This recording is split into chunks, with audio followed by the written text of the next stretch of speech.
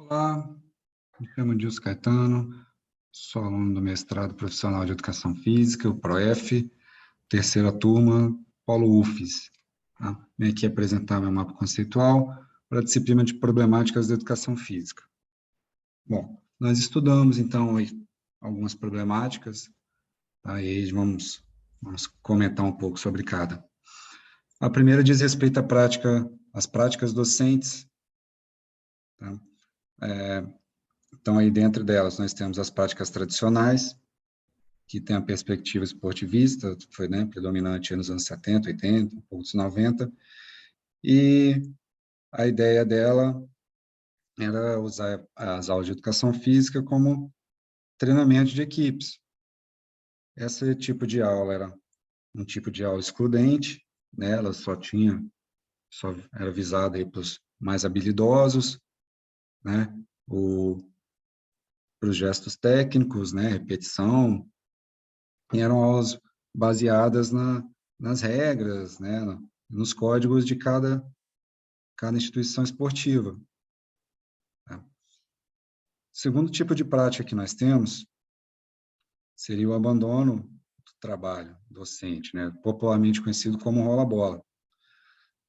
Nesse tipo de prática, o professor meio que se abstém da aula, deixando ela na mão dos alunos, né? Então, são os alunos que decidem, né? Normalmente, os alunos que são mais habilidosos são os que escolhem time, são os que definem o que vai ser jogado, né?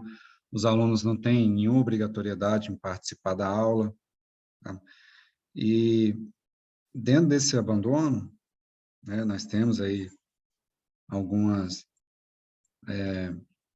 interpretações, ou que seriam um pouco justificativas, que eles dão. Então, a primeira delas seriam as condições do trabalho, né, as condições objetivas, que são a questão de salário, né, pouco tempo de planejamento, infraestrutura da escola, ali, com material e espaço físico ruins, salas muito, né, hiperlotadas.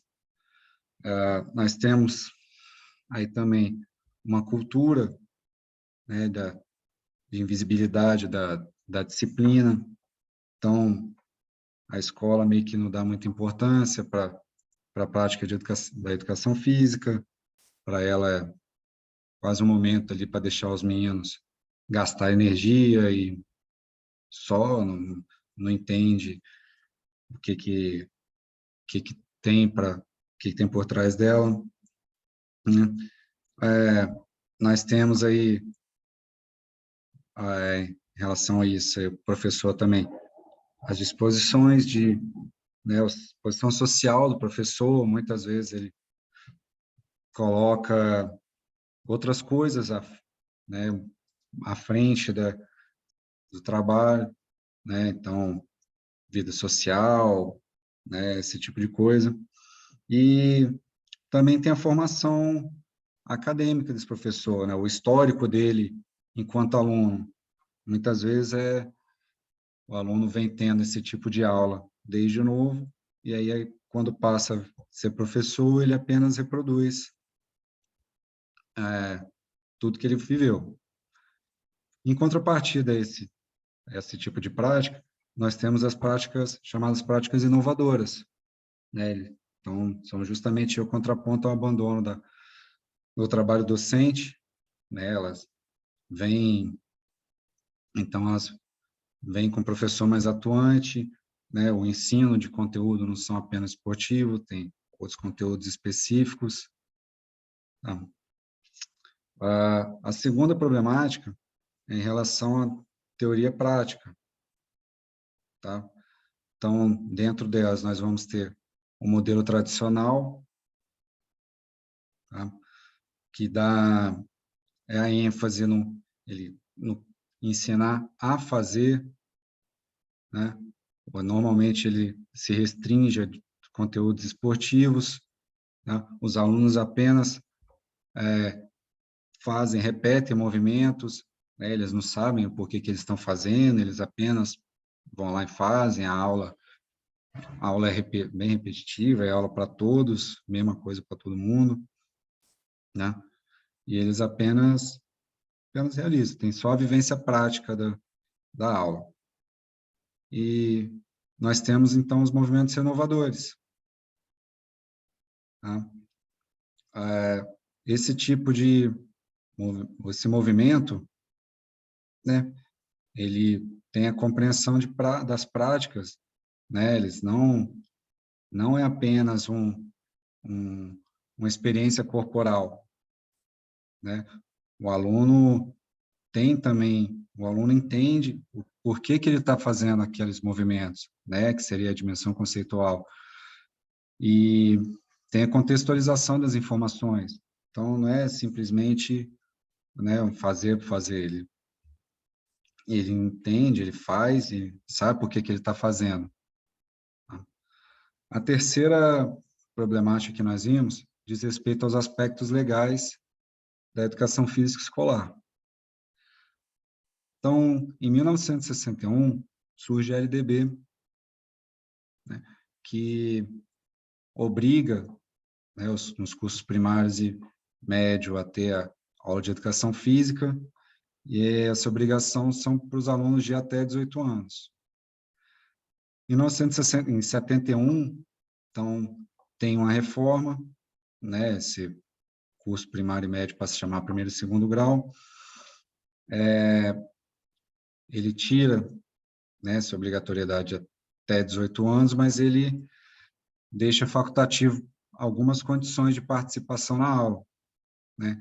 Então, o aluno que trabalhasse 6 horas, mais de 6 horas por dia, estudasse à noite, né? Alunos maiores de 30 anos também não eram obrigados a fazer, aluno que estivesse prestando serviço militar, e os alunos que fossem fisicamente incapacitados, né? A gente percebe, principalmente nos 2 primeiros tópicos, né, aí, os trabalhadores com mais de 30 anos, a lógica capitalista, né, que o corpo é voltado apenas para o trabalho, né, eles não entendem a aula de educação física com a dimensão conceitual, apenas o repetição, assim como o aluno militar, né, para eles, como o aluno já realiza bastante atividade física no exército, não tem porquê dele continuar realizando na aula. Tá? E o incapacitado, mesma coisa. Né? Para eles, se ele não tem condição de fazer uma atividade física, ele não precisa participar. Então, eles não pensam que a aula pode ter alguma parte teórica, alguma explicação, uma coisa do tipo. Tá? Em 1996, tem uma nova mudança, né? E a mais significativa aí é que as aulas passam a ser facultativas também para o ensino noturno, né? E aí, em 2003, né, a Lei 10.793, ela vem em cima, vem tentar dar uma atualização nisso, e aí continuam, então, os trabalhadores, né, as pessoas com mais de 30, os militares, passa, né, as mulheres com filhos, né, eles continuam tendo facultativo, porém não apenas no noturno. Qualquer horário que eles estudarem, eles não são mais obrigados a fazer aula, né? Isso aí continua, então, tendo a visão puramente prática da educação física. E um que releva esse tipo de situação, essas leis, leva a um grande número de dispensa das aulas, né? Os alunos, então, o ensino noturno passa praticamente a não ter mais aula, né? Afinal, com esse grande número de dispensa, poucos alunos se interessavam em ter aula. Bom, outra problemática que nós vimos diz respeito a afastamento das aulas e a indisciplina. Tá? Afastamento, definição de afastamento para a gente, quando a gente diz afastamento, a gente entende pelo não envolvimento, né? Aluno que vai para a aula, mas não quer participar, ou simplesmente falta no dia no dia da aula. E aí, algumas justificativas, sim, alguns pontos para esse afastamento, né? Primeiro são os conteúdos que são repetitivos durante toda a trajetória escolar desse menino. Então, todo ano ele vendo a mesma coisa, vai tendo aí, aumentando o desinteresse dele participar da aula. Nem dessa aula, né? A questão do insucesso dele, né? Então, dele estar errando um arremesso, ou um passo de dança, né? Ou perder sempre ali, né? Uma corrida, nunca, sempre está ficando em último. Então, isso também vai gerando o desânimo do aluno e ele passa a se afastar. Assim como também esse insucesso, às vezes, né? Com a exclusão dele das equipes participantes, assim, né? Da aula, né? Ele nunca é escolhido para jogar, ou o professor também não se importa muito. Então, esse menino ele prefere não fazer a aula do que se expor. Tá? E aí, nós vamos ter a indisciplina, né? Os casos de indisciplina que, infelizmente, não são apenas da educação física, né, em disciplina geral, em qualquer disciplina da escola. E aí, a gente tem né, nos textos, o Latalli dizendo que indisciplina é revolta contra normas, ou desconhecimento delas. Então, o que que acontece? Muitas vezes, os alunos sabem qual é a norma, qual é a regra, mas eles não entendem o porquê. Por exemplo, não pode usar boné, mas não pode, mas eles ficam se perguntando por que pode, qual que é se é um risco, o que muda. E aí não tem uma explicação, e aí esse tipo de situação vai gerando disciplina. Bom, algumas causas dessa indisciplina, né, além disso, são explicitadas. Então, assim, pelos professores, as causas da indisciplina normalmente são problemas individual ali, é um problema de criação, né, da família, né, é um problema cultural, eles acham que o ambiente que o menino vive, que ele ouve, com quem que ele anda, é o que gera aí, então, essa indisciplina.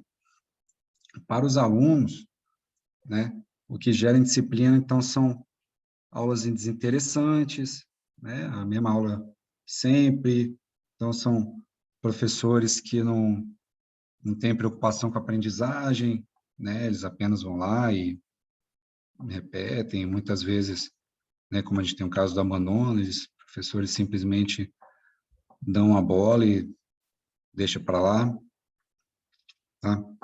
E aí o texto nos dá algumas sugestões de atividades, né, para diminuir esse afastamento, né, essa indisciplina.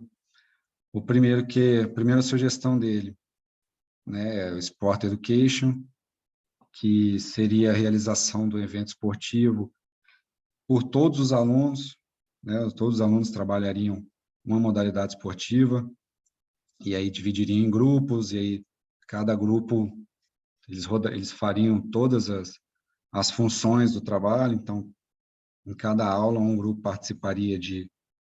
seria responsável por alguma coisa dessa, então, por competição, um grupo que, né, quando tem um grupo jogando, tem um grupo arbitrando, tem um outro grupo fazendo estatística, por aí vai.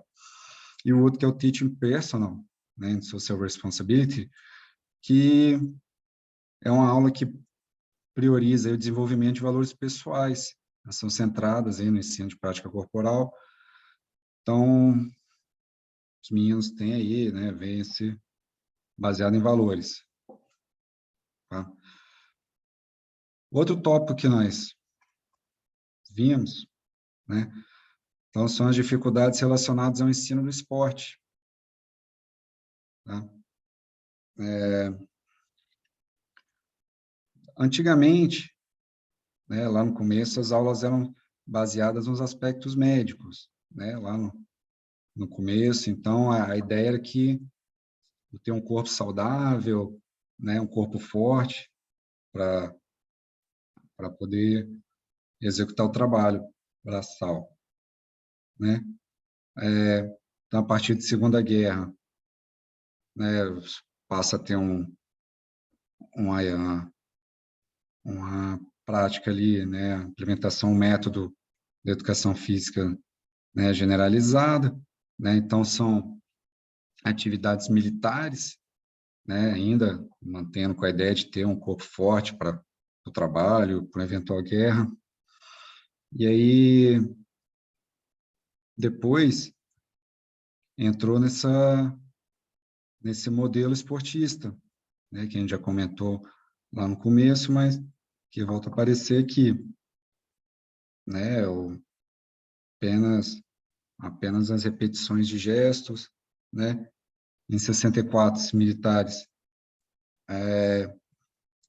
com esse modelo, ele passa a ter os esporte na escola, ali como o plano de governo, né, ele quer, a ideia é transformar o Brasil numa potência esportiva.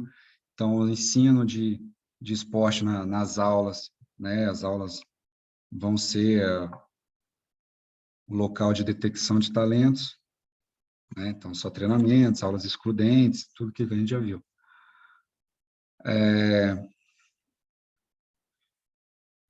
Dentro disso, nós temos que ver aí quais são os propósitos da educação física escolar, né? Seriam algumas abordagens novas, renovadoras, né? Abordagem. Nós somos, com as renovadoras, elas passam né? Os alunos passam a serem mais críticos, né? Mais questionadores, e o foco da aula deixa de ser aquela questão técnica e passa a ser uma questão mais lúdica, né? Mais, né? Com mais o foco quase meio da diversão, né? Do desenvolvimento de habilidades, né? Sempre sem esse teor rígido ali de competição, de movimentos engessados. Os alunos passam a ser mais livres para a criação de regras, né, para movimentos.